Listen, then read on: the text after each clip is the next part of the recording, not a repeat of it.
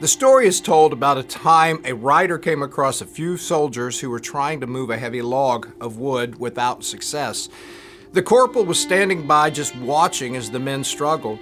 The rider asked the corporal why he wasn't helping. The corporal replied, "I am the corporal. I give orders." The rider said nothing in response. Instead, he dismounted his horse, joined the soldiers, and worked with them to move the heavy log. With his help, the task was finally able to be carried out. Who was this helpful rider? None other than George Washington, the commander-in-chief. He quietly mounted his horse, turned to the corporal, and said, "The next time your men need help, send for the commander-in-chief." Humility is one of the most revered characteristics a person can have. George Washington did not think it beneath him to help soldiers with something that needed to be done. Humility is about being modest, respectful, and putting others before yourself. It is not calling attention to yourself or thinking more highly of yourself than you ought.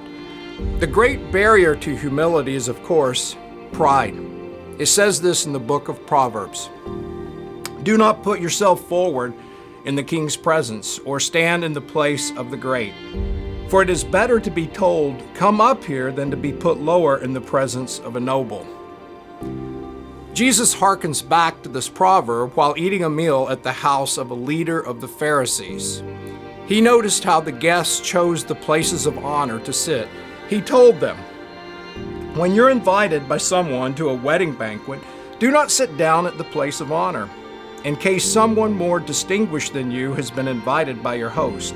And the host who invited both of you may come and say to you, 'Give this person your place.'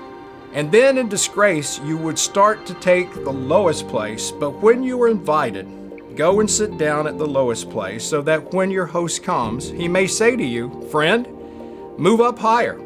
Then you will be honored in the presence of all who sit at the table with you.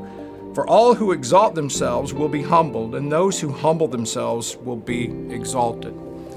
Humility compels us to put others before ourselves, especially others who would otherwise be overlooked or forgotten.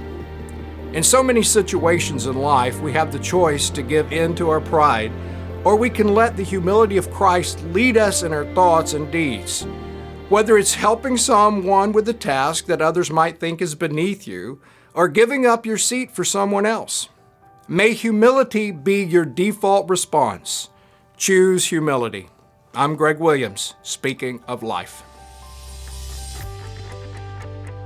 Thanks for watching this episode of Speaking of Life. We hope you enjoyed it. We'd love to connect with you.